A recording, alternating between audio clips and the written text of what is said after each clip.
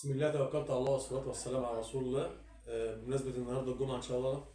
دي آخر قطعة معانا من الجاكيت الأسباني الخامة المستوردة، التقفيل المصري. الجاكيت الأسباني 012 خامة مستوردة تقفيل مصري، دي آخر قطعة معانا. اللون الأورنج دوت الجاكيت الأسباني اللي هو فيه الزونت ده، اللي هو الفك والتركيب.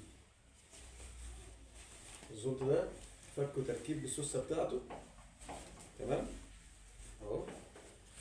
الجاكيت ده خامة مستوردة تقفيل مصري،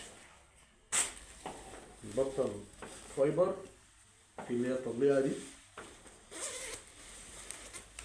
وفي جيب هنا هو من جوه ماشي، وهنا جيب كمان، والجيب اللي هو ابو سوسته ده، والجيب ابو سوسته.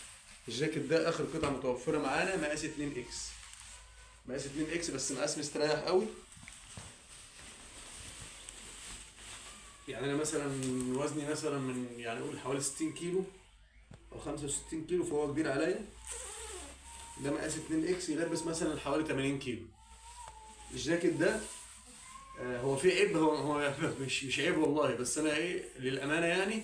بص في الحته اللي هنا دي، هي مش هبان، حته فاتحه سن بسيطه هنا، هو يعتبر مش عيب، بس للامانه انا لازم اقول عليه.